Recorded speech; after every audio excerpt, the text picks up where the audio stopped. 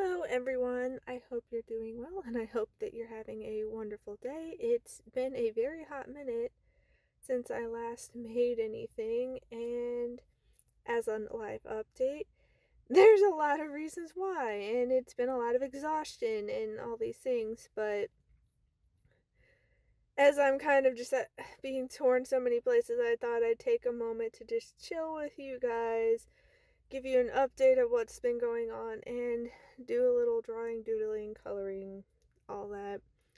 And I figured I would do one of these quote unquote puffy puffball creatures that the kids that I have worked with would just absolutely love and would have me make all sorts of coloring sheets for. But yeah, just something simple. I miss my art supplies. I haven't had access to them since September 2025. It's a whole thing. And yeah, family, if you can call them that, has not been kind. They have been creating all sorts of drama and conflict. They have always been the type to mistreat others, to disrespect others, to invalidate, to dismiss, and all that. They got extremely hostile, aggressive, and abusive. I ended up fleeing from them, and they tried to hunt me down, quote unquote, filing a missing persons whatever, because I went no contact with them. Didn't say anything to them because they weren't safe. It got very dangerous. I felt like I wasn't going to be, in the realm of the living anymore if they knew anything. So that was a thing. They have been harassing me. They have been dragging me to court. They have been sucking my resources dry, denying me access to my belongings. Thousands of dollars of clothes, thousands of dollars of furniture, thousands of dollars of art supplies, all sorts of things. And so, yeah, it's like I have been so exhausted and burnt out and trying my best, and it's been hard. But, I'm not the only person who deals with toxic, abusive, and potentially narcissistic, whether it's family members, friends, bosses, coworkers, whoever, partners, you know. And some of I've told some people some of the stuff that my family's done, and they're just like, wow, they seem like narcissists. And I'm like, hey, I didn't say you did, because after I found out my ex was a diagnosed narcissist officially, I went down a rabbit hole of research, and I found out a lot. And I started noticing all sorts of patterns and cycles, and how I was surrounded by the same types of people. And yeah, I'm like, oh, well, yeah, it starts off with, family, and they quote unquote condition you to what's quote unquote normal, what you should expect, how people supposedly just everyone across the board acts that way. No, no. And so, yeah, it's been a lot. I, I've just been soul exhaustion, mentally, emotionally, physically exhausted. I couldn't tell you how long this has been going on, and it just kept escalating further and further this past year or so. And yeah, I was holding on by a thread for so long, and I thought I got out to a better place. No one else would, I was in a hotel for literal weeks, and yeah, no one would rent to me. It was a whole thing. Had an aunt say that she would rent a room out to me. It's kind of more of the same. The only difference is she isn't physically abusive. Literally, she will tell me things like it doesn't matter how tired I am, I need to talk with her. And she talks down a lot, she invalidates a lot. I started explaining just the tip of the iceberg of some of the stuff that they were doing to me, and how they acted, and why I was exhausted, and why I didn't feel safe. And her reaction was, you gotta love all the good and ignore all the bad. And I'm just thinking to myself, excuse me, this is how people end up dead. And she married into the family, so it's not like she's biologically related to me. Not that that makes a huge difference, but it's just like, yeah, if this was a partner, I don't know if you'd be telling me the same stuff. I think it's just because, they're the biological ties that you're like, no, you gotta take all the good, love it, and ignore all the badness. Like, listen. I'm not a hateful person. Like, literally, people have come up to me, like, don't hate them, don't hate them. I was like, I'm not a hateful person. There's a difference between not tolerating and accepting the complete BS, the unacceptable behavior, like the mistreatment, the neglect, the abuse. Like, there's a difference between having the healthy boundaries and hating someone. Because you can have healthy boundaries and, not communicate with them and not hang around them and still love them from a distance. But people have decided in my family that I'm crazy, that I'm hateful, that I'm being unreasonable, because I ended up having to get a new car and a new phone because literally they had their hooks into everything. I never saw the title to my last car, even though I paid for it. Like, never got to see my taxes because, like, literally they just hide everything, keep it in the dark. Like, I have money from my grandma, and I have no idea how to get to it. I know it's in a bank. I know it's in some sort of CD because they put it in it, but I have no idea how to get to it. So, like, so many things where basically it feels like they love putting on a performance of being quote unquote helpful, but it feels more of to keep me dependent on them so I wouldn't leave and like have to be reliant on them. I don't know, but it's a whole thing. And it's like, yeah, like with what they did, how they removed my bedroom door handle and changed the locks with zero warning, and we're trying to break doors down, and we're screaming and throwing things, and like it was really bad there. Like, yeah, you think I'm gonna trust them when they hold the title because they won't let me see it, they don't let me know where it is, that they have me under their phone plan? You think I'm gonna trust that they won't just pull the rug out from under that? No, I'm not doing that. I'm not stupid. My extended family members love to act like I'm crazy, like I'm unreasonable, like this is unhinged, but it's like, no. Like, how am I supposed to have a life and support myself if they can just take things with, drop of a hat? But yeah, so I've done a lot of reflecting. To be fair, I've always been pretty introspective, and that's because I don't want to be like them, honestly, and I want to be a kind person. I want to be an understanding person. I want to give people the benefit of the doubt, have grace, because I know what it's like when people don't do that. So it's like, that's where I try to operate from. But those types take advantage of that. So you gotta use your discernment. But since it's, a lot of people can go through stuff like this, I have been working on creating like journaling prompts and guides and stuff like that so that, people can have help, because it's a lot when you're on your own. Like, ever since September, I have been reaching out everywhere. I tried family, I tried friends, I tried churches, I tried organizations, whatever, like anywhere and everywhere I could. And most places ghosted me, not even replying to me, responding to me. And then the people that did, most of them told me, oh, we can't help you because it's not violence, abuse from a partner or spouse. And I'm like, cool, thanks. Even though you don't say any of this anywhere on your website or anything, cool, thanks. In my perspective, mistreatment, neglect, abuse, violence, whatever it is, across the board is bad. It, like, abuse is abuse, violence is violence. Like, it shouldn't matter who it's coming from. It should be unacceptable and people need help. But that's just me. Apparently, I'm the quote unquote crazy one. But yeah, so just doing a lot of reflecting, trying to get my thoughts together.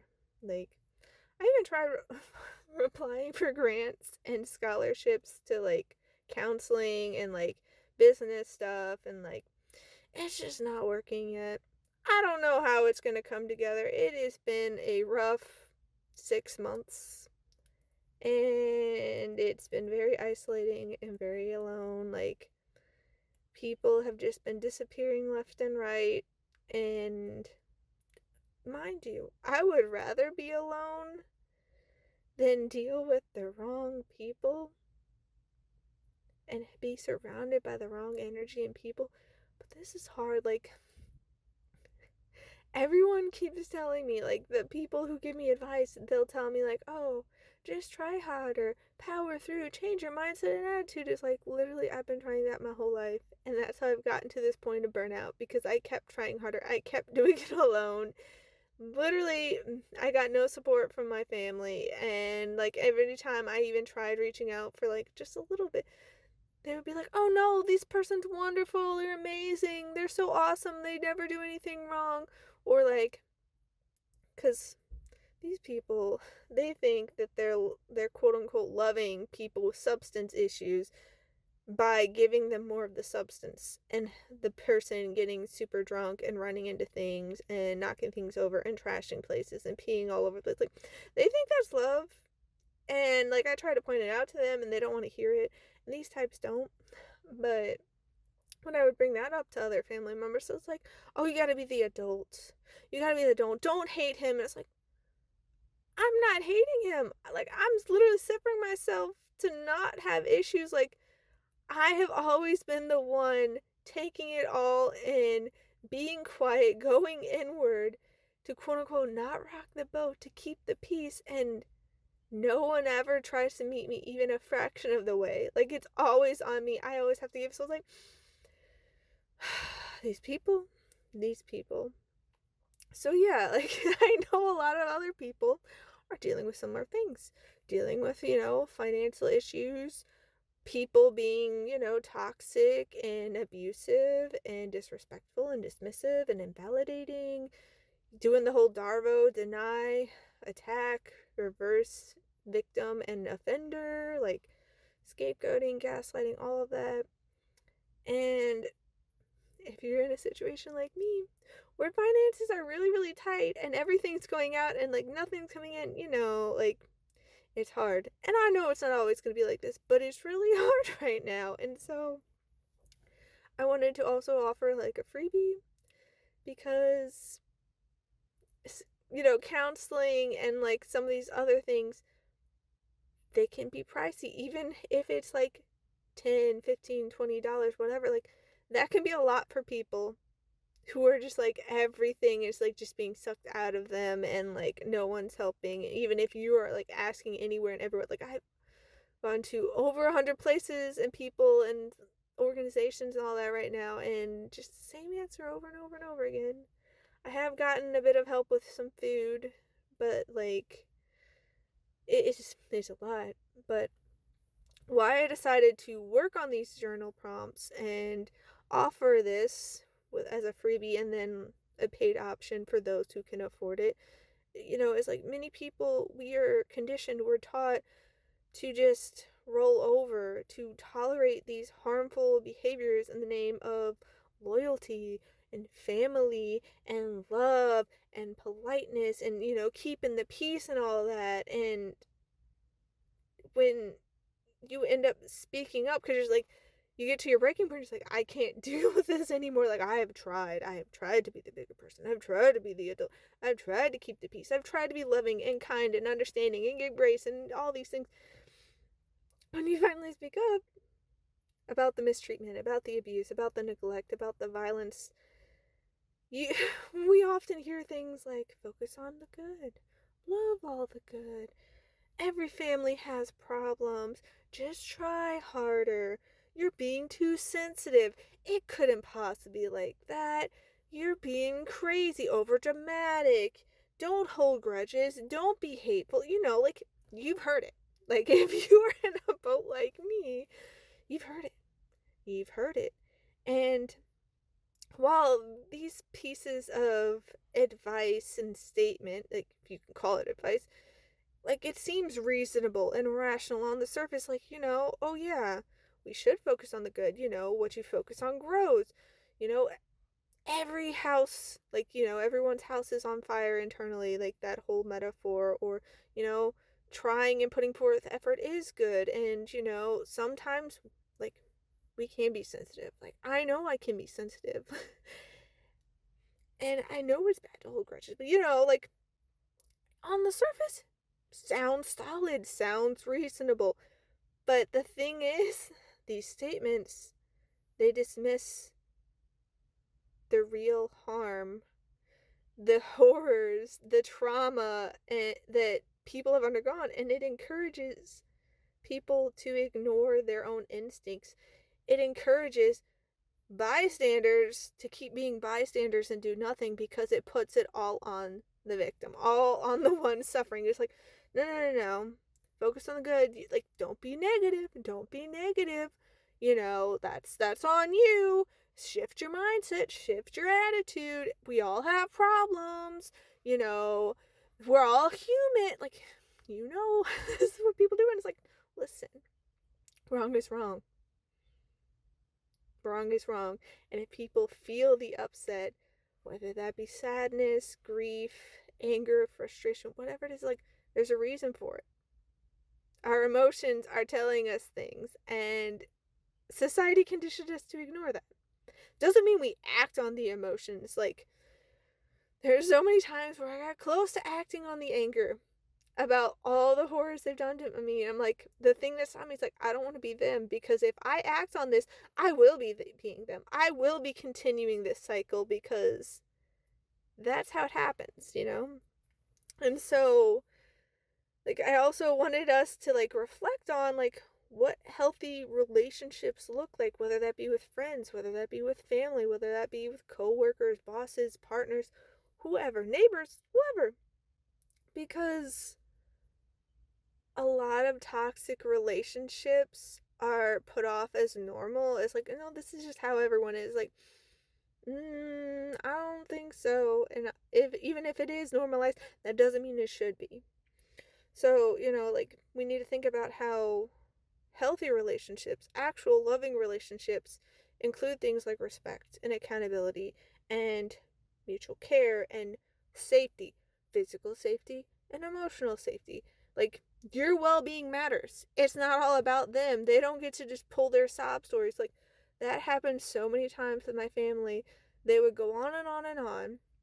Literally, they go on. They would skew and misconstrue things. Like, literally, they listed 3 different ways they had gotten a hold of me: through email, through mail, through leaving things with a family member for me. And then they go on about how, since I blocked them, there's no way for them to communicate with me. I'm like, I'm just over here like, are you serious right now? You contradict yourself and you act like you're being reasonable. And everyone around them didn't pick up on it at all. I'm just like, how do none of you see this? They literally just contradict themselves. And it's like, oh my gosh, this is why I need to get away from all of you. And I just want to go off in the woods by myself and see none of you ever again. And that's not out of hate. That's just, like, my peace of mind and well-being. Like, y'all ain't it. Like, But when respect and accountability and safety and care and support and all that are missing, like, our reflections are important. Because if we don't look at things, if we don't have awareness, we can't improve situations. We can't, because we don't know what the areas of weakness, of conflict, of challenge, areas where there needs to be improvement and solutions to problems, like, we don't know where they are.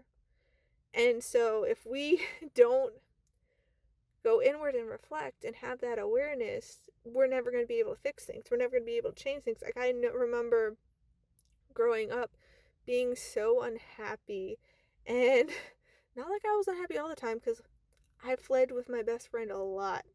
That was great over there. The unhappiness came from my family and a lot of people I surrounded with in schools, but that's another thing. So, like, I knew I was unhappy. Like, I would cry myself to sleep. I would hide in places like the ball bin and the closet. Like, I knew it was bad. And I knew, like, certain things weren't right, but it's like, it was hard to put my finger on what exactly things were. And I would reflect a lot. But part of the issue with the fact of me being surrounded by so many types of these people is that I started thinking I was the problem because I was the common denominator. So many family members, so many peers, so many teachers, so many coworkers, so many bosses, my ex-partners, like, they all treated me the same type of way. And, like, even some of my friends who I thought were friends, who turned out to not be friends, they would treat me that way too. And so, in one sense, like, part of the problem is that I didn't have strong, healthy boundaries. But that also came because I was never taught that, because my family doesn't want me to have that, because then that will make them do things otherwise. They won't have things the way they want. And the reason they always would single me out is that I noticed things. I would point things out. I would, like how certain things aren't loving, aren't caring, and like how they shouldn't be. That is a threat to them and their ego, that the ego doesn't want the ego death, because it pops their comfortable bubble of denial and delusion. Because literally these people, they would quote unquote hug and love on the cat, and she would scream, she would hiss, she would growl, she would claw and bite and fight her way to freedom. And they'd laugh and say that she loved it, that she needed it, that she wanted it. And so it's like, yeah. Also on the note of the cat, courts decided that she is property and belongs to certain family members. It's messed up. They're abusing her, all these things. So yeah, like, that's the whole thing. I'm not happy about it. Don't know what else to do because nobody wants to listen to me. Nobody is noticing the contradictions and like all these things. Like, they don't care about well-being of things. They just care about how things look on the surface, unlike on paper. And that's why things like journaling is important, because society, its systems, flawed people, they can fail us a lot. I've been failed time and time and time and time and time again. And it's really, really sad, because I will show up for other people, but they don't show up for me. And it's a lot. It's a lot. I still have a general love for humanity, but I don't want to be around people right now. And it's sad. But you know. But like, that's the thing, like, we can heal. And that's one of the reasons why I love Fruits Baskets. Little side tangent, but it's like, it shows how hurt people, but it also shows how even though other people can hurt you, other people can also heal you, and you can choose to do better, and like, you can find happiness, you can find joy, you can find love and support. Like, just because it's dark doesn't mean it's always going to stay that way. Just because you are in a painful spot, that doesn't mean that it's always going to be that way, and you're always going to feel like you're suffocating, and like the trauma, it's got its hooks in you and you'll never let go. Like, healing can happen. And like, that's a big thing, is that healing never comes from pretending pain and trauma and abuse and neglect and mistreatment and all that doesn't exist. Like, that's not where it comes from. Real healing begins when we allow ourselves to see it clearly. When we listen to our instincts, to our inner voice, to our intuition, and we honor our need for safety, respect, and peace. Like, we honor our needs. We honor who we are. We don't always, go quiet, play small, just shrink into ourselves and let everyone else be happy. Like, that doesn't work. And one thing is, like, we don't need to blame other people or stay stuck in the past. Like, yes, acknowledge the truth. A spade is a spade. Like, poo is poo. It stings. Like, if people did you dirty, they did you dirty. Don't pretend it didn't happen. Doesn't mean you stay stuck in there. You acknowledge it. You don't go being bitter and like hateful, because hating is just basically you drinking poison and expecting the other person to die. But like, you have to acknowledge what happened. You don't just sweep it under the rug. That's what my family always does. Sweep things under the rug, lock it away in the closet, bury it, throw away the key, all that. Like, But that's how problems just continue to fester and grow and just explode. And that's how things have gotten to this point, because nobody in my family apparently wants to deal with anything. And they just want to be like, oh no, blind loyalty, because we're blood, like we love each other, you can do whatever, it's fine. No. No. But yeah, so like journaling and healing and counseling, like all these different things, like it's important that we reconnect with our own inner clarity, our own well-being, our own peace, because you can make decisions that protect your well-being. You can make decisions that honor yourself, honor your needs, and put you first. Like, literally, my family does not like this because the aunt I'm renting from seems to think when she says jump, I need to jump. Like, one time, she texted me. She had something she needed to talk to me about. I'm like, well, what do you need to talk about? Because I'm like, I'm not playing these games. She didn't answer and said that I need to come over right then. And I was like, well, I haven't eaten since noon. It's almost 10 p.m., which is when it's in their imposed quiet time.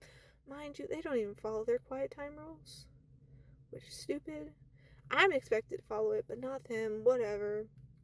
But so it's just like, no, I'm gonna eat.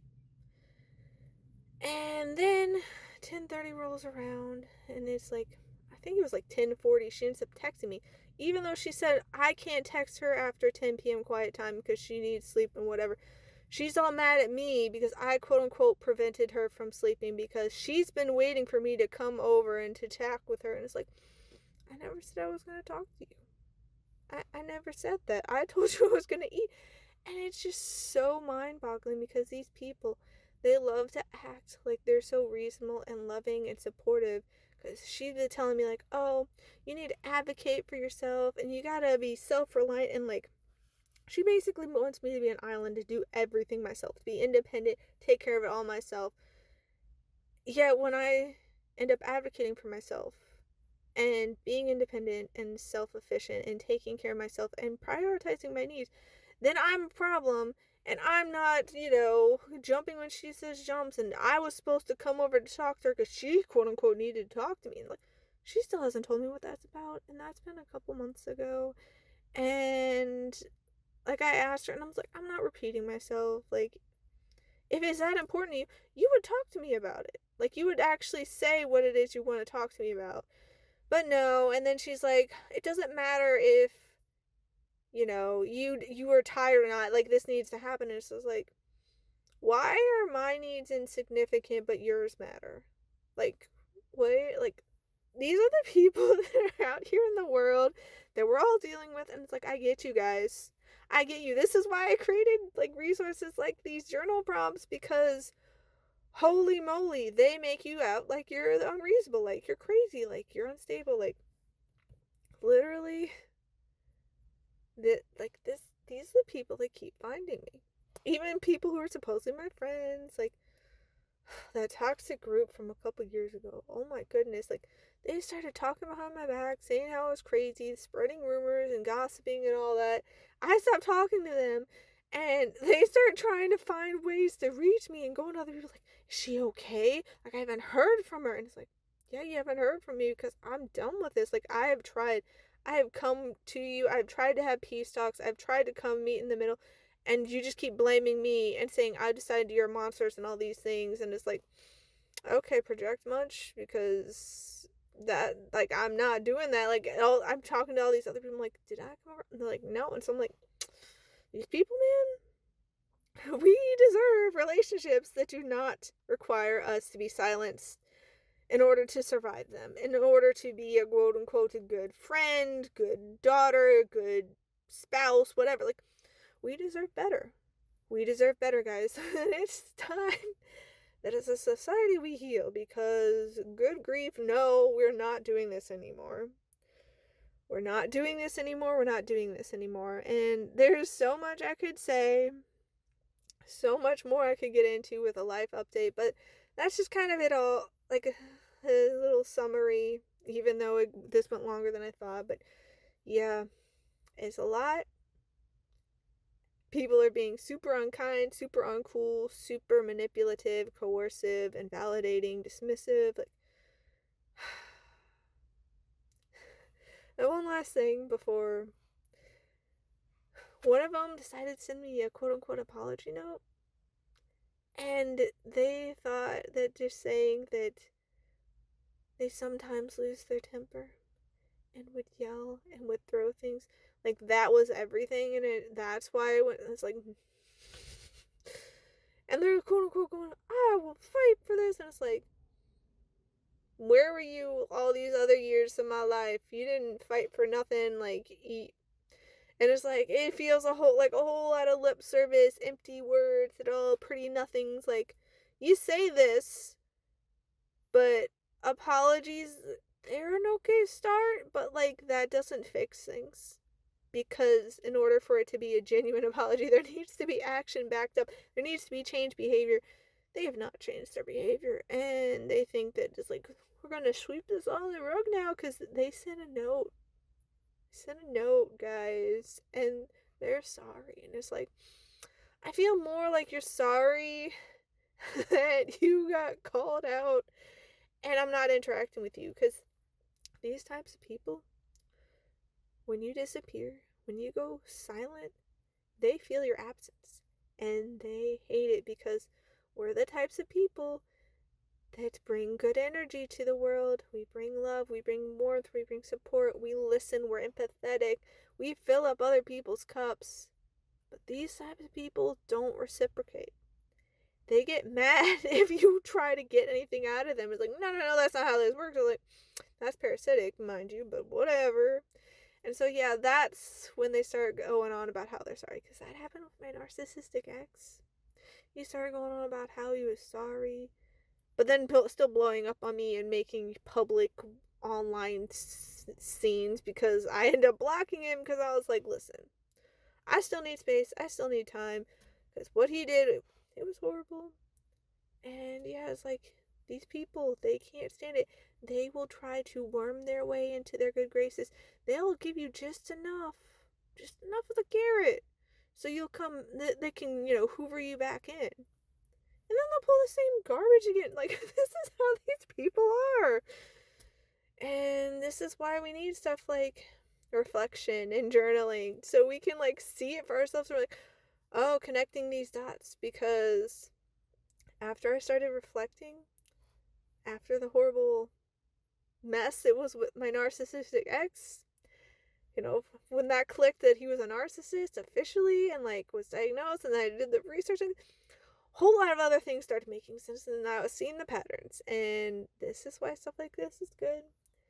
Also can, be done with like therapy and counseling, but not everyone has the means to do that. I get it, which is why I have these resources. But yeah, it's been a lot, guys. I'm doing my best, and there are harder days and the hardest days and somewhat better days, but like, I'm trying my best. I do look for the light. As Uncle Ira says, if you look for the light, you can often find it. If you look for the dark, that's all you ever see.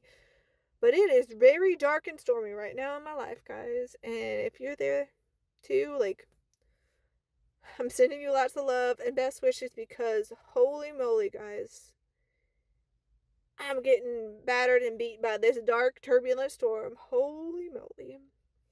But I hope that you all have a wonderful rest of your day. Please take care, and I'll see you next time. Bye.